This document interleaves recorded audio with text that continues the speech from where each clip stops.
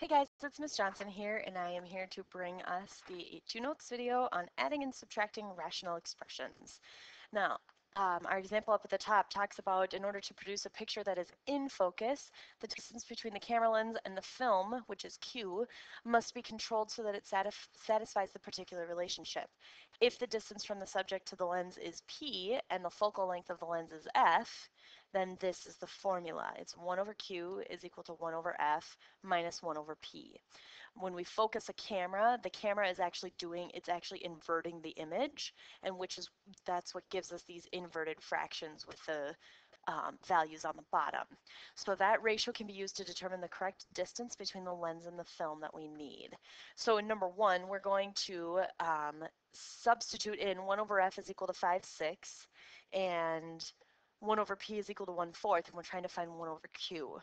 So I'm going to use the ratio that I know up there, or the relationship that I know, to find 1 over Q. 1 over F is this right here, 5/6.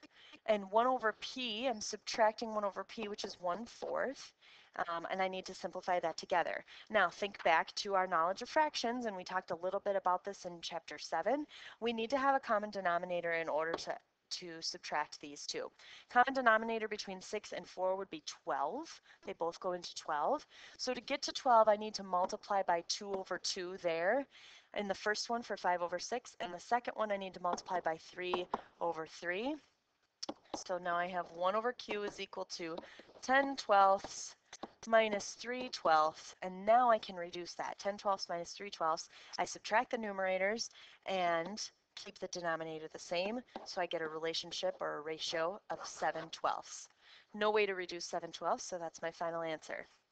The first thing we need to talk about is how do we find that least common denominator that we found here with 6 and 4 if there's variables involved. If these are variable expressions, how do we get that least common multiple? So least common multiple of polynomials is the least common multiple of the polynomials in factored form.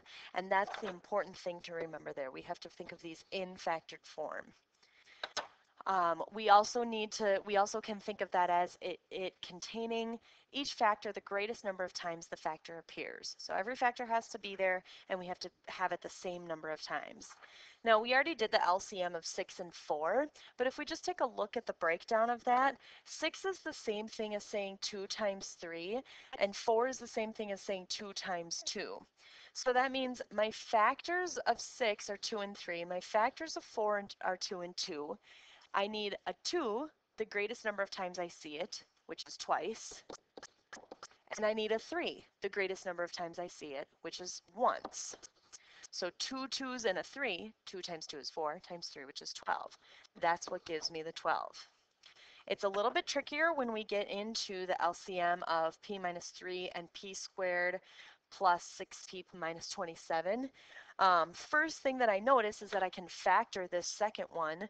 P squared plus 6p minus 27 is the same thing as p plus 9 times p minus 3. So here's that factor of p minus 3. You've got it once there and once there. But I also have a factor of p plus 9. So I need to have a factor of p minus 3 and a factor of p plus 9. That would be my LCM there. Okay. So let's just check out our little reminder here. There's our steps to finding the LCM. I want to factor the polynomials first, and then I'm going to multiply each polynomial by the factors that it's missing, and use each factor the greatest number of times that I see it. So I have to have each factor the greatest number of times that I see it in any one given list. Let's do a couple practice questions. I'm going to start with some monomials. I have 12a squared b to the 4th, 27a c to the 3rd, and 18a to the 5th b squared c. So I need to find the LCM of all of those. Before I find the LCM of them, I'm going to factor each one individually.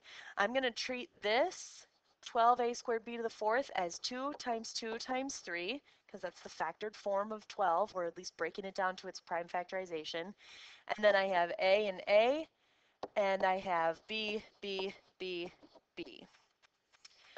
The middle one, I'll go up for that one so that we don't get any overlap there. 27 is the same thing as 3 times 3 times 3. I also have one A and I have three C's.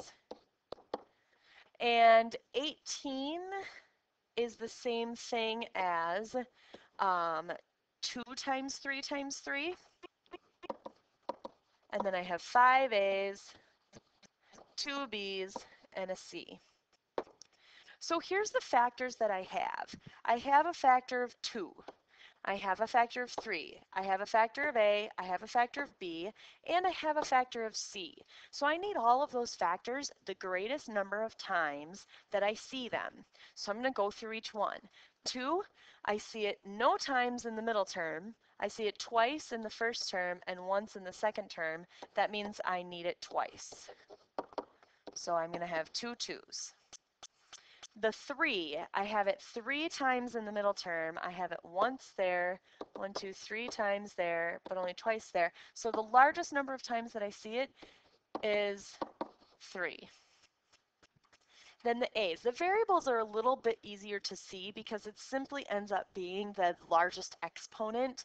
So for A's, I have 2 there, I have 1 there, and I have 5 there. So I'm going to have A to the 5th power.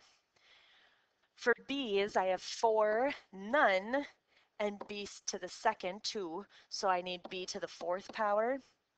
And for C's, I have no C's there, I have 3 there, and I have 1 there, so I need C to the 3rd. So again, those variables, it really just ends up being the largest exponent, which is a lot easier to see. Now let's take our numbers and put them all back together. If you plug that into your calculator, 2 times 2 times 3 times 3 times 3, you end up getting 108, A to the 5th, B to the 4th, C to the 3rd. That is the LCM. And you can check it by making sure that all 3 of the terms, these 3 terms right here, they need to be able to divide into that. You need to be able to divide those into the 108, A to the 5th, B to the 4th, C to the 3rd, the LCM there. Let's take a look at number 3 and see if we can do the LCM of that one. I'm going to start again by breaking those down. Let's slide this all over a little bit so we have a little more space. So the 6, I start with that. That is the same thing as 2 times 3. I'm just going to break down the numbers this time since we all can recognize now that we're looking for the largest exponent of the variables. So then let's look at the 42. 42, when I break it down, is the same thing as 2 times 3 times 7. Because it's 6 times 7, and 6 is 2 and 3. And then the 36 is the same thing as 2 times 2 times 3 times 3. Okay, so here's what I have factors of. I have a factor of 2. I have a factor of 3. I have a factor of 7. I need to include that even though it's only in one of the lists.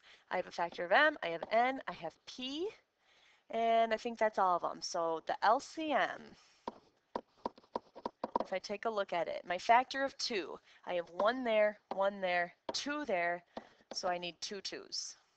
Factor of 3, 1 there, 2 there, 2 3's.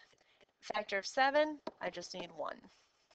Then M's, if I look at my powers, I have M to the 3rd, M to the 1st, and M to the 3rd. So my largest one is M to the 3rd.